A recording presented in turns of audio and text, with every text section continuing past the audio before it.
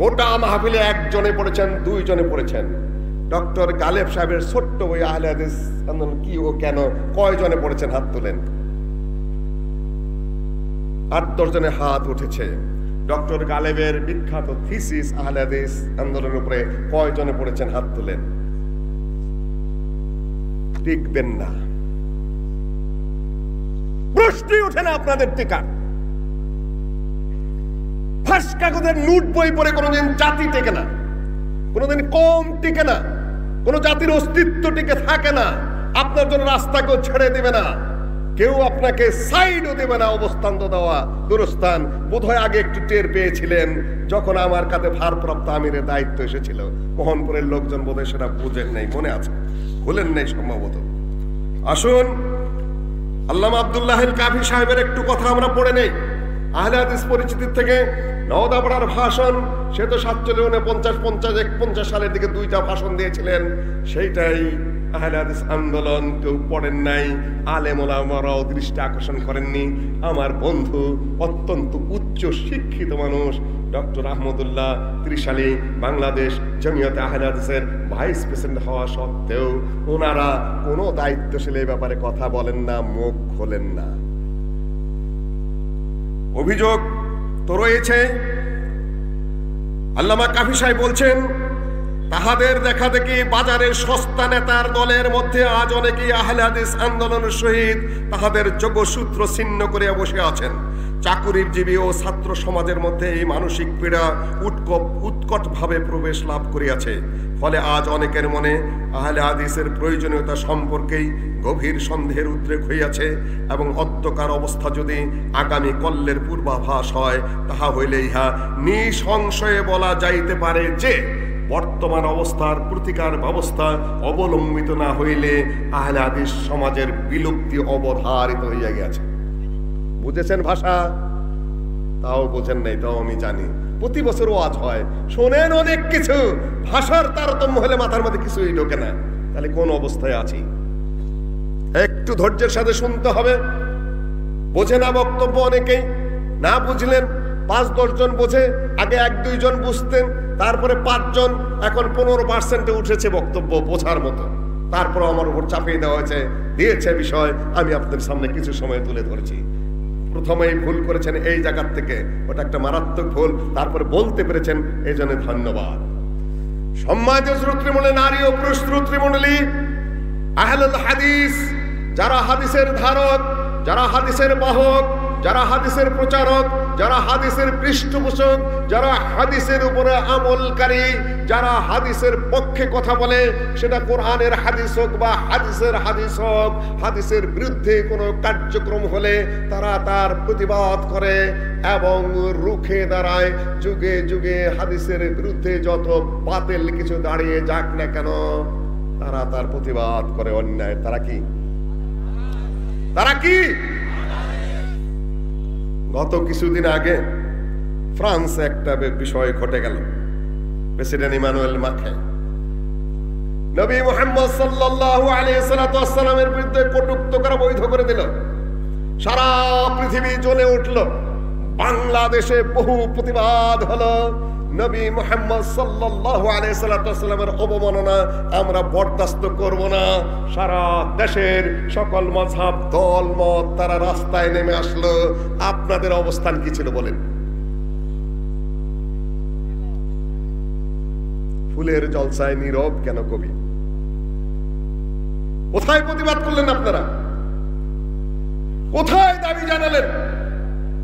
কোথায় আপনারা ছিলেন? আমি আহলুল হাদিস নিয়ে বক্তব্য দিচ্ছি, আপনার কণ্ঠে প্রতিবাদ নেই। মান রাআ মিনকুম মুনকারান ফালিয়ুগাইয়িরহু বিয়াদিহি। যদি কেউ কোনো অপরাধ ঘটতে দেখে, যদি ক্ষমতা থাকে, হাত দিয়ে তার প্রতিবাদ করবে, প্রতিরোধ করবে। যদি হাত দিয়ে না পারে, হবে লিসানি, তার কণ্ঠস্বর দিয়ে।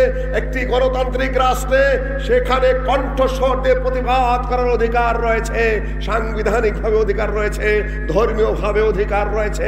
দাবি জানাতে পারেন, প্রতিরোধ করতে পারেন, প্রতিবাদ করতে পারেন, আহ্বান জানাতে পারেন, যে কোনো কর্মসূচি আপনি দিতে পারেন সংবিধানের আওতায় থেকেই। আপনি কি করেছিলেন বলুন?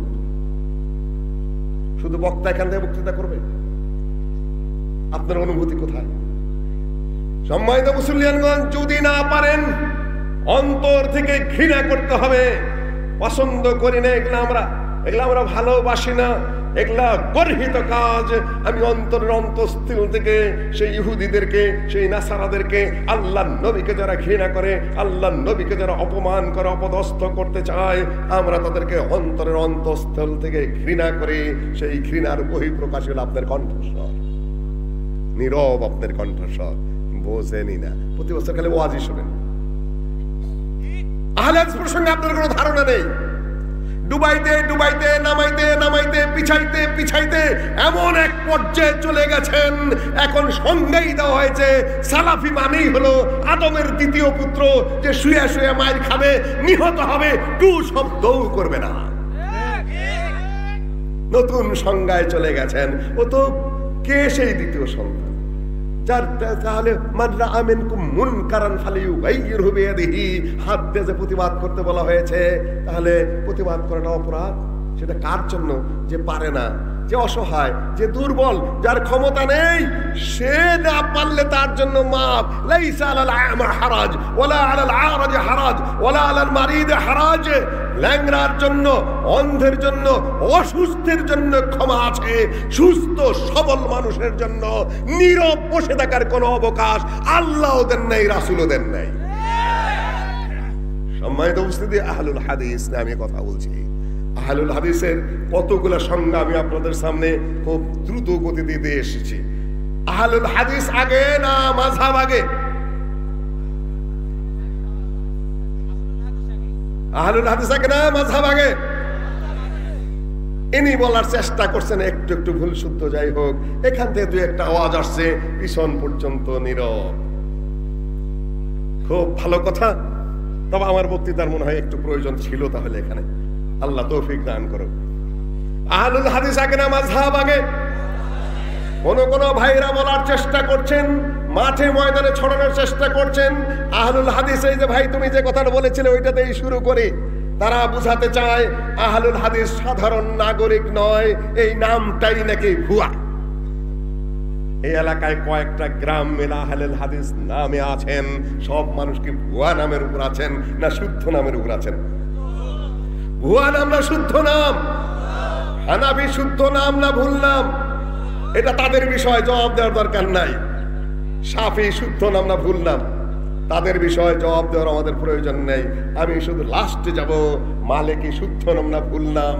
জবাব দেওয়ার আপনাদের প্রয়োজন নাই। হাম্বলি শুদ্ধ নাম না ভুল নাম? আহলে হাদিস শুদ্ধ নাম না ভুল নাম? চার মাযহাব আগে না আহলুল হাদিস আগে? আহলুল হাদিস আগে।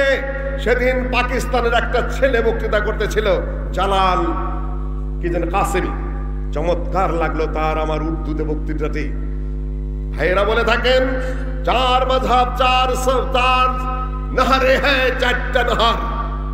এক है हनफी नहर, दूसरा है शाफी नहर, तीसरा है मालिकी नहर और हम्बली है चौथा नहर।